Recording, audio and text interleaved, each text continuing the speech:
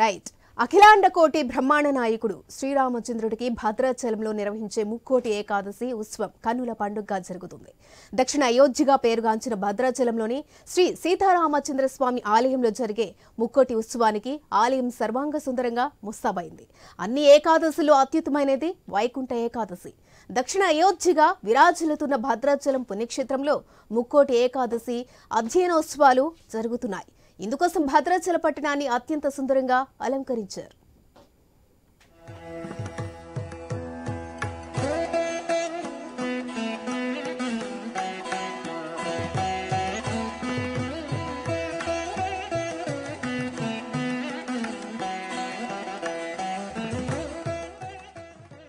ముక్కోటి ఏకాదశి సందర్భంగా పట్టణంలోని ప్రధాన కూడళ్లలో స్వాగత ద్వారాలు, ఆలయ పరిసర ప్రాంతాల్లో చలువ పందిళ్లు, విద్యుత్ దీపాలంకరణతో రామాలయం అధ్యయన శోభితంగా ప్రకాశిస్తుంది.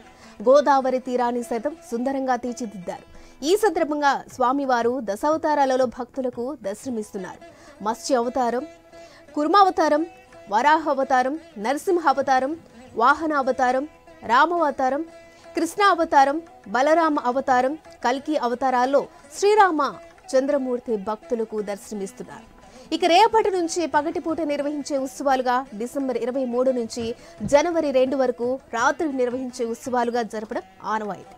వేడుకలో భాగంగా ఆలయాన్ని సర్వాంగ సుందరంగా తీర్చిదిద్దారు. ఇక మిరుముట్లు గొలిపే విద్యుత్ కాంతుల్లో భద్రాద్రి ఆలయం కొత్త అందాన్ని సంతరించుకుంది.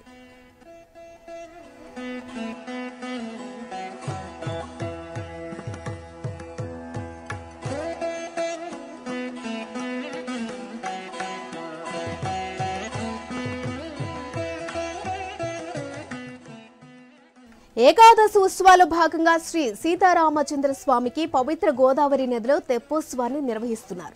రాష్ట్ర స్థాయిలో తొలిసారిగా భద్రాద్రి దేవస్థానం ఆధ్వర్యంలో 1971లో ఆరంభమైన ఈ వేడుకకు 52 ఏళ్లు పూర్తయ్యాయి. ఇక 1971లో అప్పటి భద్రాద్రి పాలక మండలి చైర్మన్ అల్లూరి మూర్తిరాజు దీనికి శ్రీకారం చుట్టగా నాటి నుంచి ప్రారంభమైన ఈ ఉత్సవం ఏటా సరికొత్త హంగులతో జరుగుతుంది. ఇక కాలక్రమమైన వైకుంఠ ఏకాదశితో పాటు భద్రాద్రి రామయ్యకు గోదావరిలో నిర్వహించే హంసలాంకృత తెప్పోత్సవం బహుళ ప్రాచుర్యం పొందింది.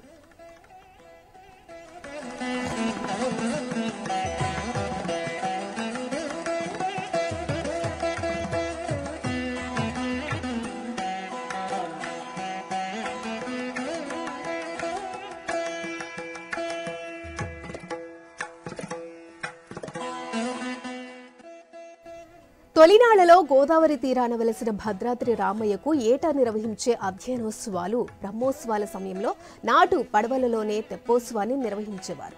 ముఖ్యంగా వైకుంఠ ఏకాదశి ప్రయోక్త అధ్యయనోత్సవాలలో వైకుంఠ ఏకాదశి ముందు రోజు నిర్వహించే తెప్పోత్సవం కూడా కేవలం నాటు పడవ మీద నిర్వహించేవారు. దీనికి అప్పటి దేవస్థానం ఈవో నాగిరెడ్డి నుంచి కూడా సానుకూల స్పందన రావడంతో మొదటిసారిగా సారథి స్టూడియో సిబ్బందితో హంస సెట్టింగ్ ను లాంచ్పై ఏర్పాటు చేశారు. ఈ నేపథ్యంలో దేవస్థానానికి ప్రతి ఏటా హంసలాకృత సెట్టింగ్ తయారీ భారం అవుతుందని, ఇక 1974లో అప్పటి ఈవో టి సూరయ్య శాశ్వతంగా హంసలాంకృత సెట్టింగ్ ను తయారు చేసి లాంచ్లో అలంకరించడం ప్రారంభించారు.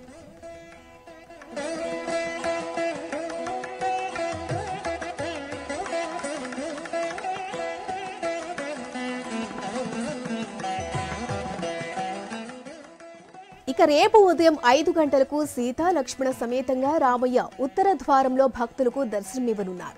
ఈ వేడుక తిలకించడానికి సుదూర ప్రాంతాల నుంచి అధిక సంఖ్యలో భక్తులు భద్రాద్రికి తరలివస్తున్నారు.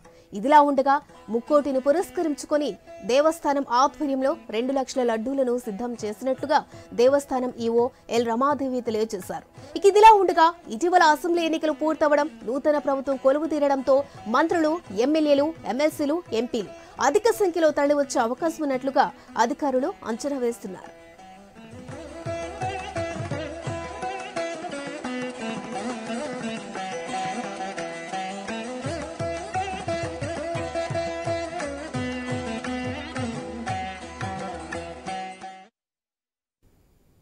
బ్రిటన్లో షార్ట్ బ్రేక్ తీసుకుందాం. Stay tune.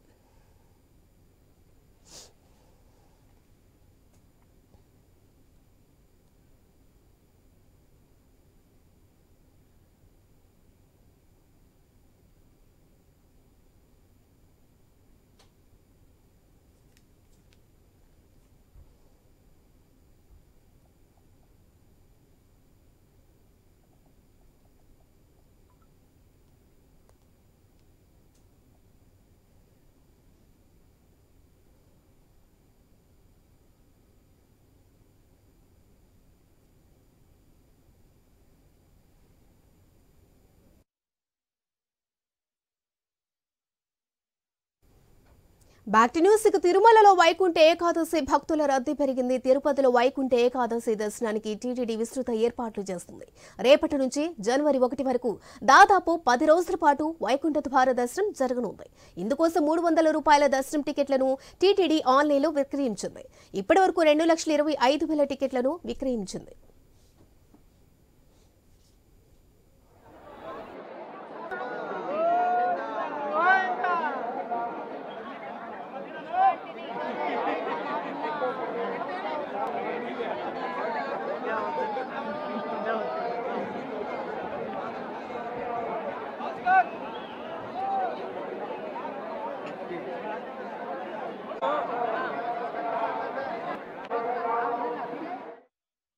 ఇదిలా ఉంటే తిరుమలకు భక్తులు పోటెత్తడంతో టీటీడీ అధికారులు టోకెన్లు లేని భక్తులకు సర్వదర్శనానికి అనుమతి నిరాకరించారు.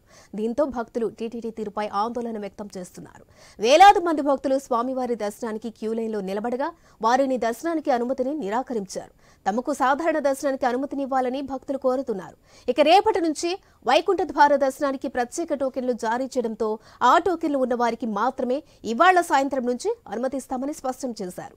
టీటీడీలో శనివారం అర్ధరాత్రి నుంచి వైకుంఠ ద్వారాలను తెరవనున్నారు. వైకుంఠ ద్వార దర్శనానికి ఇప్పటికే తిరుమలలో 31 కంపార్ట్మెంట్లు భక్తులతో నిండిపోయాయి. భక్తులకు దయచేసి పోలీసు సిబ్బంది చెప్పింది పాటించండి.